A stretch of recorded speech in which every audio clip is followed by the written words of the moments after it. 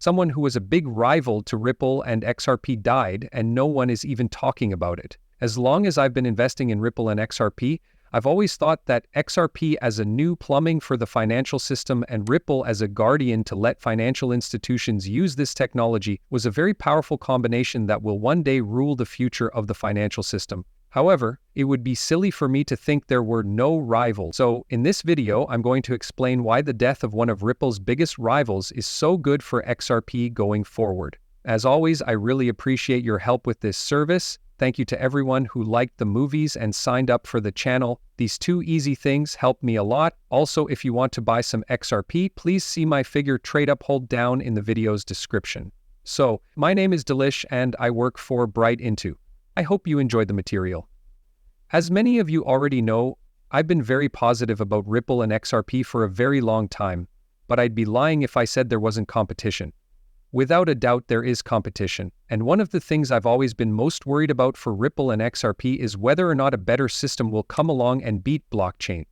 I have a lot of faith in blockchain technology because it has been the best way to move money so far, and I look at the old out-of-date banking system and say, okay, this needs to be updated. The most obvious answer is likely to be blockchain technology, but what if tomorrow something much better than blockchain technology came out? That could be a big problem, right? That would be like, okay, maybe people will just use this other thing instead of blockchain technology, which means the technology won't catch on.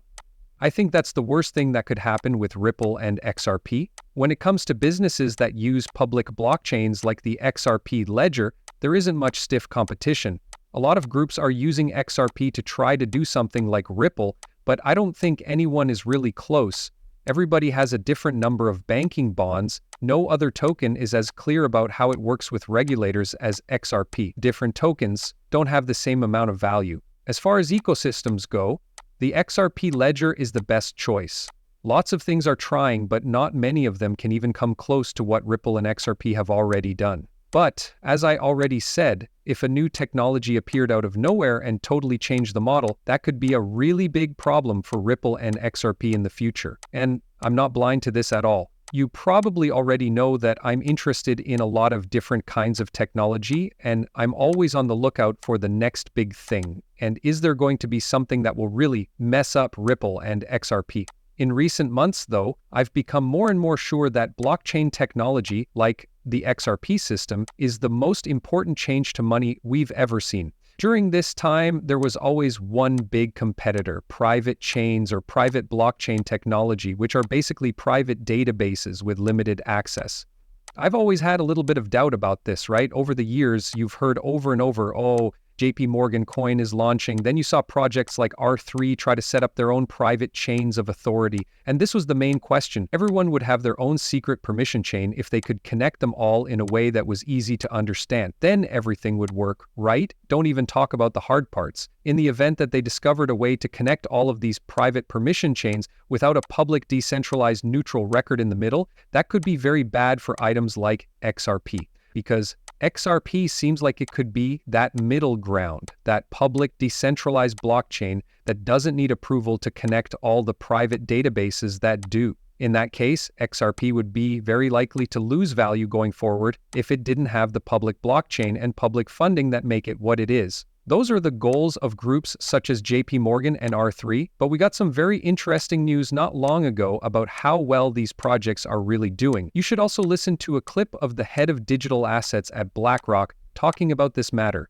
Because, I can make my own guesses about how I think the future will go, but as much as I'd like to be, I'm not in the back rooms talking about the future with BlackRock and Bank of America. What I can do is only watch what they're doing and guess how I think the future will be made. But I think it's very important to pay attention to what they have to say about these private permission chains, such as R3 and JP Morgan Coin, which I think would be the biggest rivals to a company like Ripple and a technology like the XRP ledger. But let's not just guess. Let's pay attention to what they have to say. Let's hear what these insiders have to say about these secret permission chains and see what that means for the future of the XRP ledger. In the past, financial companies have worked on private blockchains. The regulatory and political climate has been changing over the past few years, which may have led to the move to public blockchains. I think the private blockchains have been judged, and the news is not good. At that point, it was clear that a lot of TradFi research into this area took place in the early years,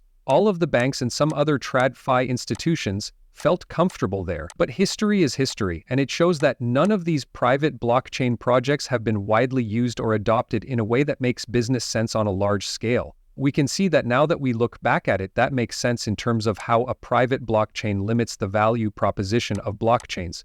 So even for TradFi firms, public blockchains are becoming more and more important. They may not be the main focus yet, but that's definitely the way things are going, and it's clear that the last couple of weeks have seen positive regulatory advice that supports the idea that this is now a good area for even US banks to be involved in. He makes a very important point there, which I think many people will miss. In essence, he says, it's clear that private blockchains were never going to win. This is a straight attack on JP Morgan and R3. Next, let's listen to a note written by JP Morgan. While the Ripple VR SEC case was going on, JP Morgan said that the XRP system would become very popular if Ripple won the case. Why would they say that? Robbie Mitchnick, the person who just spoke, kind of let you know about it.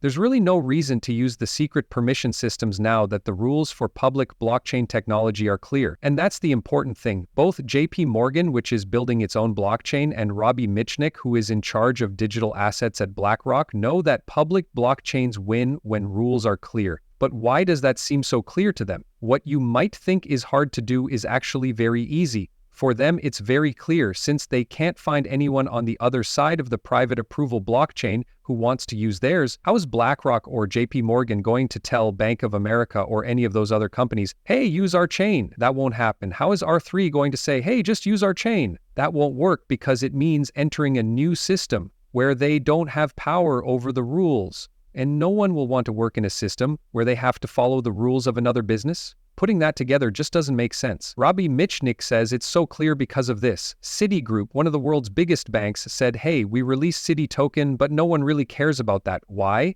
Citi token is not wanted by anyone. It's so clear. Every one of them wants their own key. All of them want their own secret ways to get permission. They do not want to use someone else's. If you can understand why you wouldn't want to trust your biggest rival in their biggest competitor systems, then you can understand why private blockchains aren't a good way to make systems work with each other.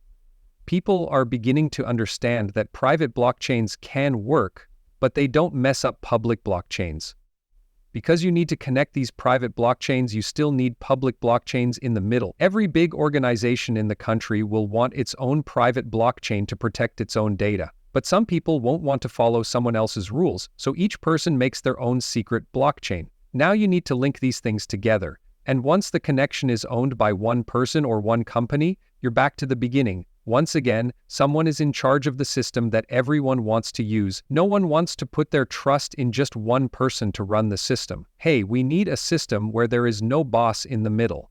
That's the only way to do it. There needs to be a way for everyone to bring their own set of rules and still link to a neutral set of rules. That way, no one has to trust anyone else when they need to do business. It means there is no partner. Because there is an independent, decentralized ledger between us, I don't have to trust any of you to work